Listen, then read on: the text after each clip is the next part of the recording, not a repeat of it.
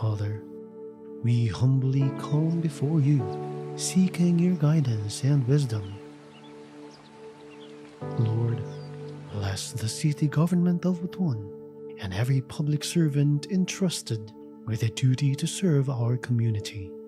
Grant us clarity in decision-making, integrity in every action, and compassion in every task.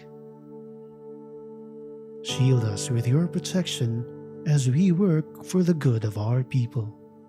Strengthen our commitment to deliver honest, efficient, and quality service.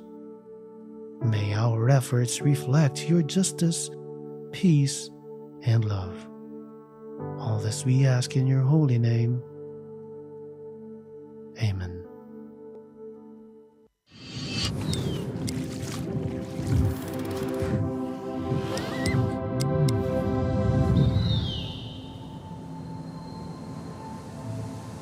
For centuries, the river has whispered its song, a lifeline of history flowing strong. Through time's embrace, the echoes remain. A city reborn, yet never the same. Whispers of faith carved deep in the stone. Stories of old, yet never alone. Threads of the past, woven with care, in patterns of time, a heritage rare, carved by hands that knew the tide, wooden vessels steady with pride. From currents deep to oceans wide, they carry dreams where waters collide. Above the land, where the heavens embrace, veiled in mist, where silence speaks, and the whispers of nature dance on the peaks. Let time slow down, find rest where comfort and warmth intertwine, a haven of solace where moments extend, flavors that glow like embers bright, a dance of spice, of warmth, of light. From tables where history lingers long, to dishes kept true, both bold and strong. A taste of heritage, rich with grace. A city alive in each heartbeat and breath. A place that welcomes with warmth in its depth.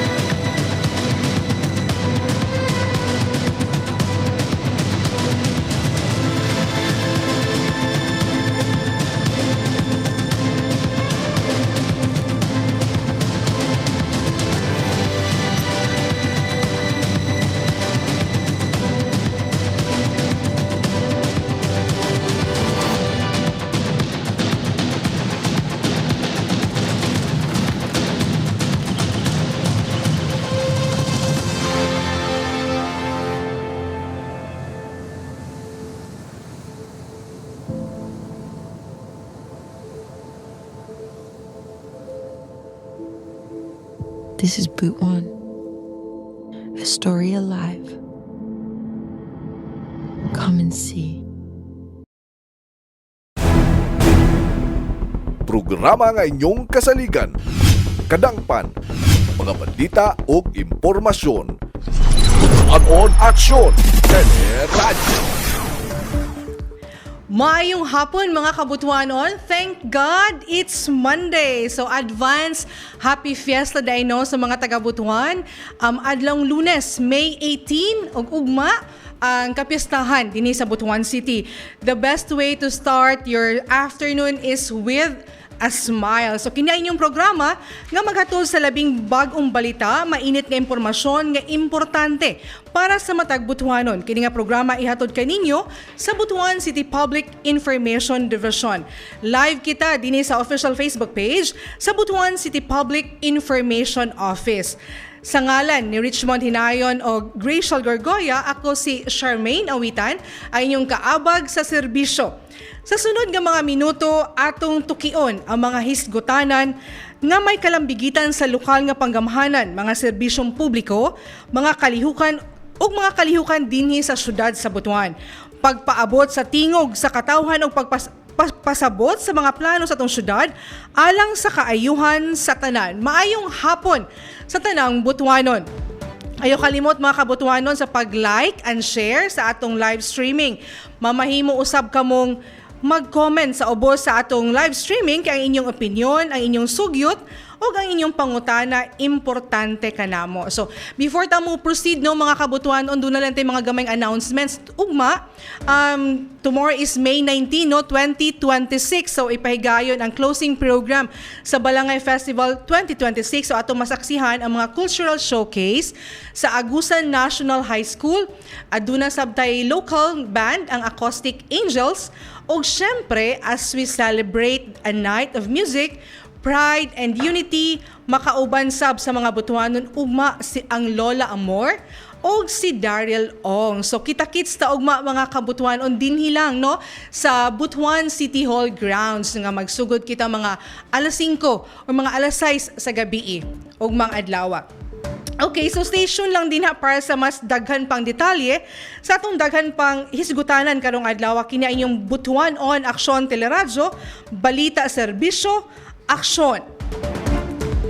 Og atangi sa pagbalik sa Butuan on Aksyon Teleradyo atong hisgutan karong adlaw ang mahitungod na sa gakanat nga mga text messages or dili lang gid text messages, duna po yung mga gakanat no sa mga group chat no sa mga messenger. Mahitungod na sa night market dinhi sa Butuan. So, ato kay lang hisgutan sa pagbalik sa Butuan on Aksyon Teleradyo.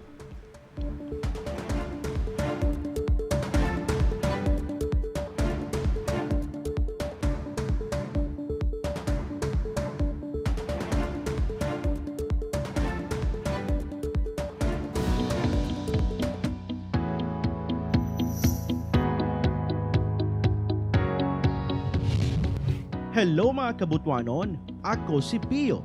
Nianausab kita sa itong serbisyo info. Unsa may proseso o requirements sa pagkuha o certificate of death. Pakita na una sa mga checklist of requirements. Kung pananglitan na matay ang pasyente sa ospital, ang muhikay sa death certificate ang ospital na o moderetsyo na lang dayon sa embalmer para sa pag-imbalsamo. Unya adto dayon sa City Health Office dalhon ang certificate of death aron sa pag-review sa doktor sa CHO ahya mo adto sa Civil Registrar's Office aron marehistro ang patayng lawas i-submit ang certificate of death. Kung sa ospital unya out of town or sa laing lugar na matay wala sa Butuan, ang City Health kung asa nga lugar na matay ang pasyente amo prepare og travel to transport sa patay. Kung sa balay na matay, mangayo og barangay certification, unya iandam ang birth certificate sa namatay. Kung wala, marriage contract, baptismal o facts of birth nga kuhaon sa barangay. Dalon dayon kini nga mga dokumento sa opisina sa City Health Office. Kung makahimo na ang City Health Office sa certificate of death, ayaw dayon mo diretso sa embalmer. Adto dayon sa City Civil Registrar's Office aron sa pagparehistro sa patay. Isumite ang certificate of death o barangay certification. Kung ang namatay, inahan o amahan, ang mga anak mismo ang magparehistro o pinakaduol nga paryente basta lang ma-execute og affidavit. Alang sa dugang pa mga serbisyo info sa LGU Butuan, tutok lang din sa Butuan City PIO.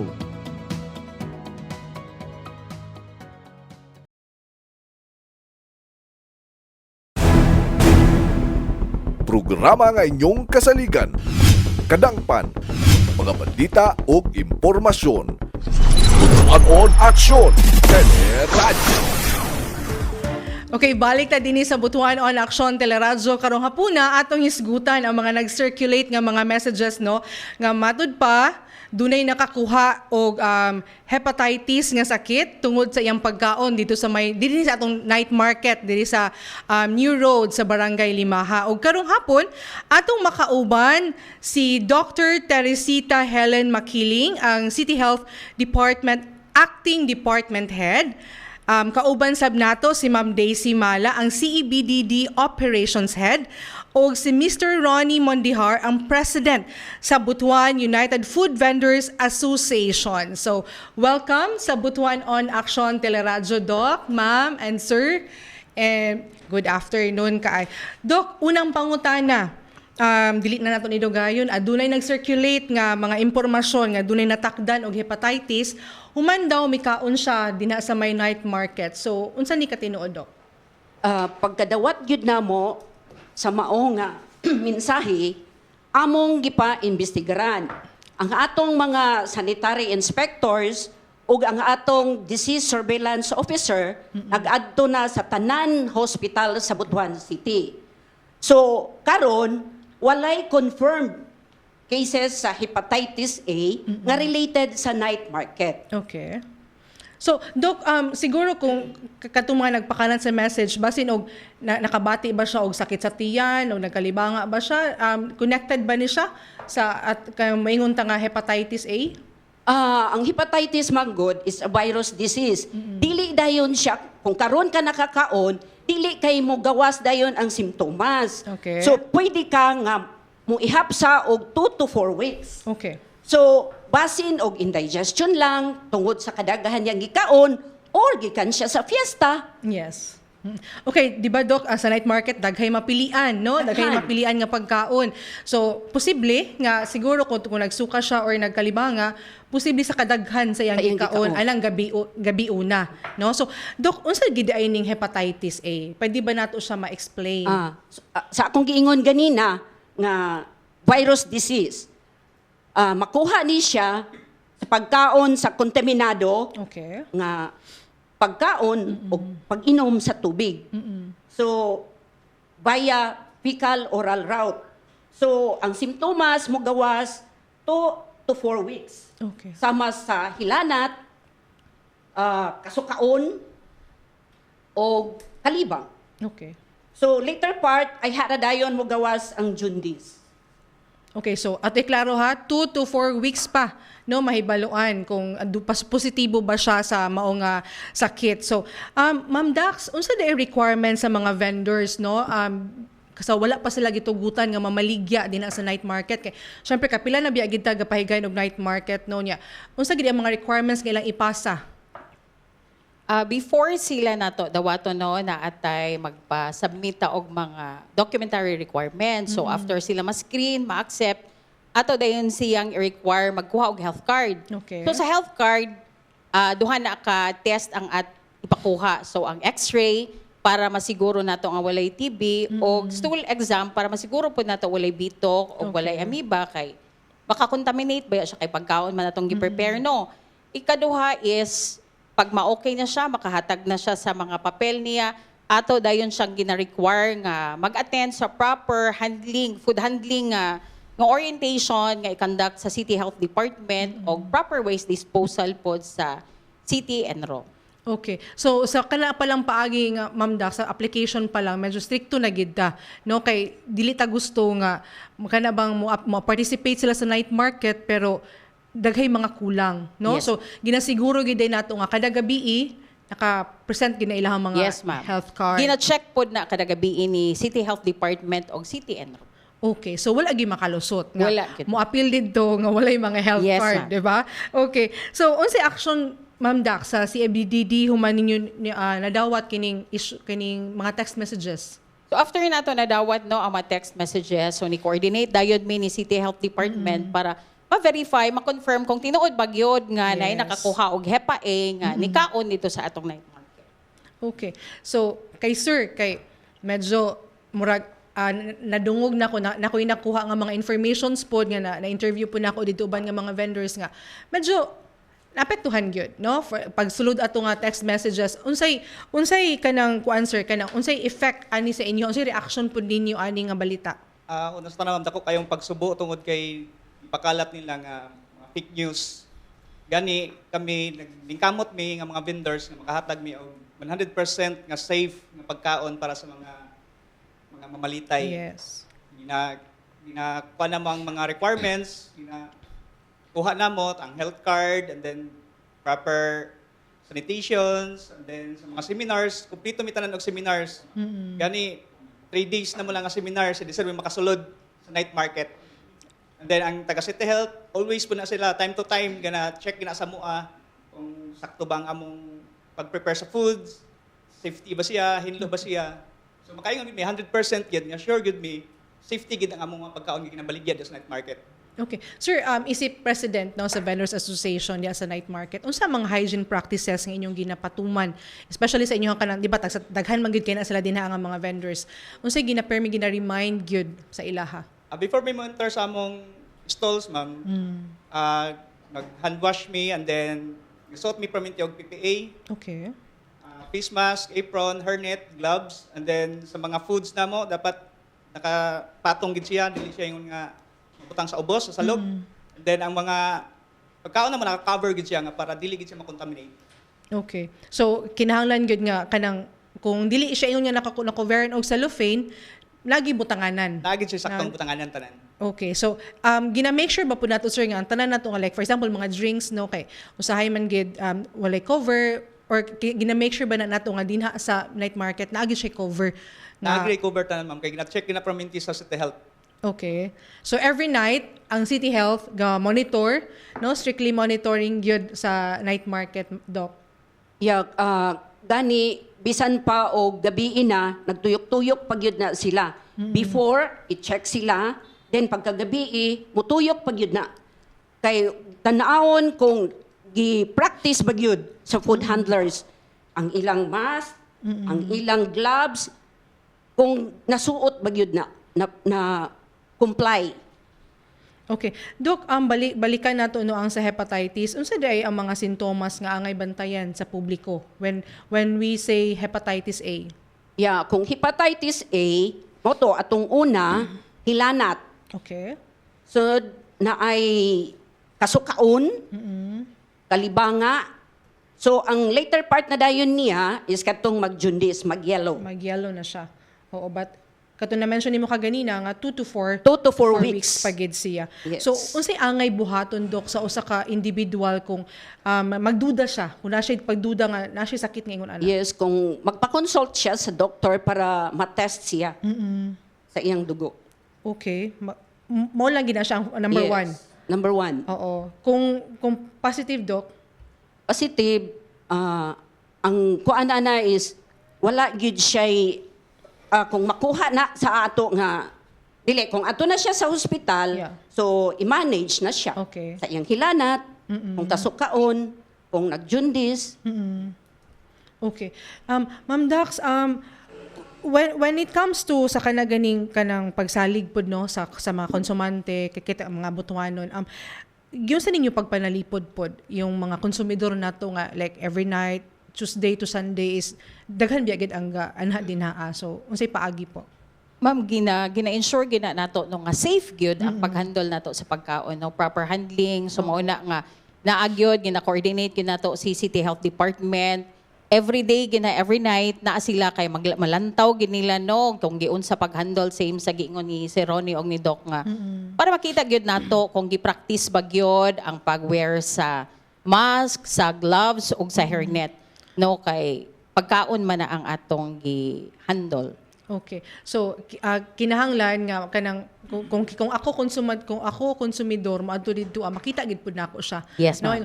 actually ako maka ano gid ko nga maka-attest jud ko nga ga-inspection gyud kinamo koy makit-an gid didto ang ga-visit no, ga-visit sa kada stalls dinaa sa night market. Okay. Doc, unsa ang mga food safety measures nga ginapatuman nato dinhi sa city government? Aside sa food handlers orientation, ang atong inspector for food safety. Okay. Moto tudloan sila sa ilang stall mismo. Then kato dayon atong mga health cards, Health ang lab cards. test. Okay, so required gid siya. Required gid na siya, ma'am.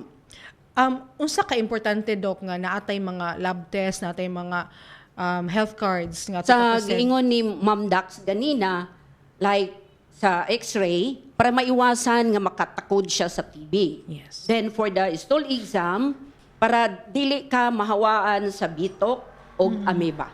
Okay. So, Doc, kini, unsa man gid ang angay buhaton sa usa ka tawo para malikayan nga magka-hepatitis siya? So, kung dili ka magka-hepatitis, so, make sure nga ang imong gikaon dili kontaminado. Yes. So kinahanglan nga gikan sa pag sa food handling, gikan sa pagluto nato, Pagluto, yes. Kay for example, si food handler, gikan nga silyas, manghugas gyud na siya before siya mo atiman sa pagkaon. Okay.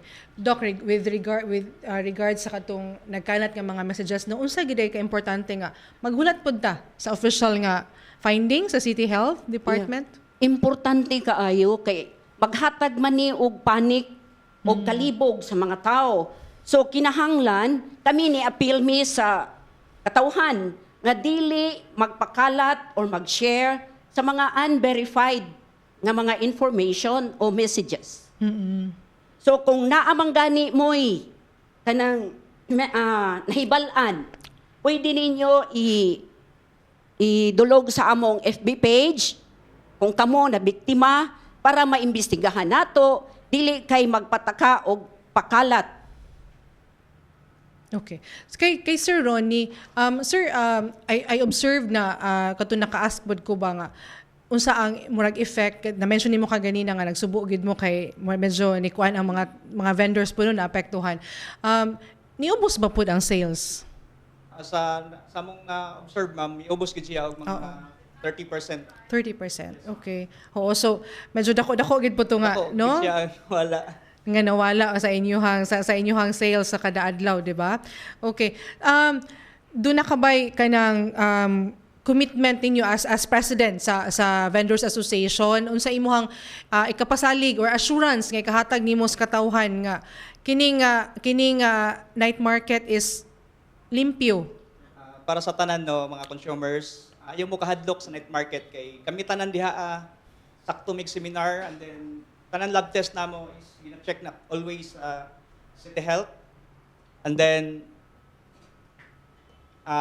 ma-sure gid namo sa inyo nga among giserve nga pagkaon 100% nga safety gid siya. Safe gid kay tanan mga protocols amo ginabuhat. Okay. Sir, sa inyo ba sa Vendors Association, unsa ni kada kung tabang, di ba? Kay aside sa nakahatag taog ka ng kalingawan sa mga tao, na asalay makaon, murag banding na pod nila ang night market ba? Pila pod ang na-generate nga or kay or nga employment, no? Sa inyo sa Vendors Association daghan pag natabangan nga. Sa ako lang gid ma'am sa ako nga stall is na ako'y 7 ka workers. Okay. Puro na sila estudyante. So, nagpala na sa part-time. So, ako po na sa tabang sila ha. Oo. Ma-supportahan po nila na pag-eskwela. And then, sa mga tanan, dako mi salamat sa mayors, natong mayor nga gitagaan mi og opportunity nga mahatag namo ang among mga foods, mapatilaw namo sa mga bukwanons, and then dako kayong opportunity pud sa mga mga negosyante. Kaning tanan nga night market. So daghang gid natabangan. Ma'am Dax, kini unsa syempre employee or employment nga na-generate pod no para sa dakbayan sa Butuan, daghan gid tag pinaagi aning night market, daghan pud tag natabangan. Yes, ma'am. Actually, na ay 80 ka vendors no natagaan nato og opportunity. So dako kaini nga tabang no nga nakahatag decent nga opportunity og profitable pud kaayo siya no nga makapalambo pod sa mga negosyo sa atong mga gagmay nga negosyante. So apart ana naapod tayo na generate nga employed 400 kapin. So tungod lang aning night market. So malipayon ka itano nga dili lang ta nakatabang sa ato mga vendors nakapa-employ pagid sila no tungod sa night market. Okay. So you've mentioned ma'am 400 kapin ka mga individuals ang natabangan no sa night market nga 80 ka vendors. Unya gubon lang sa usa ka message, Yes, diba? tungod lang ana nga Yes. walay baseless o unverified nga mga information. Okay ma'am, sa imong tan-aw in your own unsay peligro ang kanang mahatod sa pag-share dayon og impormasyon nga wala ma-verify? Pariha ani no nga tungod kay gi-share siya o niya ang mga tao motuo dayon sa dili veripado nga information, maghimo siya og kahadlok. No, so ang mga tao imbis kay gusto mag-enjoy, nahadlok sila, wala na sila ni ato sa night market. So in turn ang ato pong mga vendors, no, nakuhaan sila og opportunity nga makita, no? So mo na ang giawhag nato no ang mga katawhan nga dili magdali-dali og tuo no sa mga unverified o unconfirmed nga information kay in fact naanay mga pipila pod ka mga tao nga na-trace nato no nga kung kinsa man kana sila, so posible nga one of these days amo na pod silang ipatawag. Okay. So dili ni siya ingon nga simple lang, no? Kinahanglan nato siyang aksyonan. Yes, ma'am. 'Di ba? Kay kung syempre kung ato lang pabayaan, mugara man. Yes, No? So tinuod. kung dili nato himuan og paagi nga maleksyonan ba, basin og nasunod na pud nga night market, mahimo na pud og lain nga mga issue. No? So ingon ana siya. So ma'am, kung maski kinsa lang sa inyo ha po, giyon sa nato pagbalanse ang public safety ug pagpanalipod sa panginabuhian sa atong mga vendors. Sige, Doc. Kami sa City Health, amo gining gi-take as serious. Yes. So, kay kami, kung baga food, kami ang lead, no? So, dako kaayo gyud ang among pagpaningkamot, diha sa pag-imbestigar, kay kuyaw kaayo kung nilaganap na ang inana nga mga sakit, nya wala na imi kay balo. So, mao nang nag-investigate gyud mi, close coordination sa atong mga hospitals. Kay aron masuta gyud nato og matagaan na dayon nato og recommendation or action. So kanipod para rapod ni sa katawhan sa Butuan og labi na sa mga atong mga vendors nga matagaan pod sila og justice Yes. sa tinuod. So mao ra to ang among giawhag gyud nga dili lang gyud magpakalat, pwede ra gyud nila i-report sa amo kung naay nakasinati og mga inana. Okay, Ma'am Dax, basig na kay gusto nga i-ano.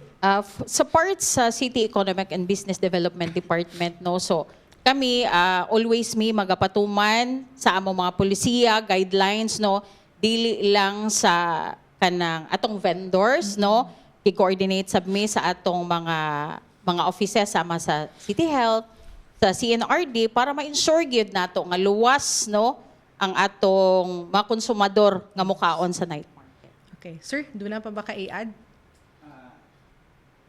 Sa mga po nga mga vendors, konpod mi sa inyo nga kami, nagbuhat po mi kung sa mong part nga mahatag, labi na sa mga pagkaon, pinaka-crucial yun, isang pagkaon yun.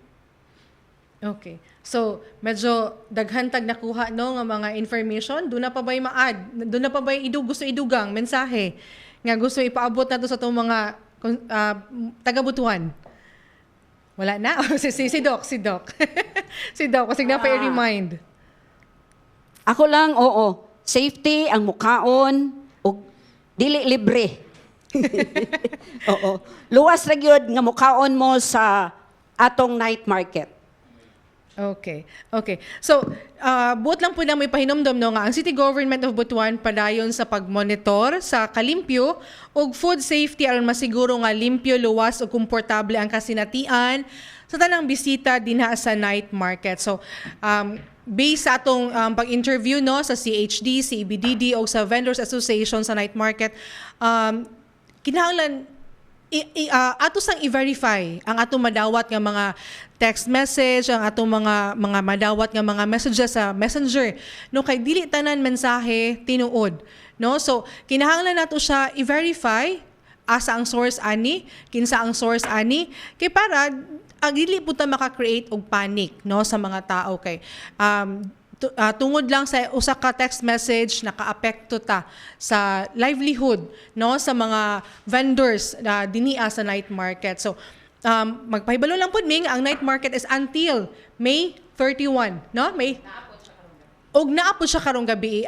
Okay. So, di ba ma'am, kay Tuesday man siya last week, no? So, karong gabi, abli ang atong night market dinhi sa May New Road sa Barangay Limaha, no, ning syudad. So, kita-kita ta didto, bisita mo didto na ay mga guest, no, na ay mga guest bands nga moadto sa night market. Okay, so thank you very much, Doc Makiling, Ma'am Dax, and Sir Ronnie for your time, for sharing no information nga importante jud kay ni nga information nga dapat gid pud nato i-share ipahibalo sa atong mga kabutuan no. So og una kita magbulag-bulag ang panglawas ako lang ipahinumdom i-remind lang po nako ni nga ang panglawas sa publiko ug ang panginabuhi sa atong mga vendors parehas nga importante. So atong likayan ang pagpakaylap og impormasyon nga wala pa mapamatud-i og mosalig lamang sa opisyal nga updates gikan sa City Health Department o sa City Government of Butuan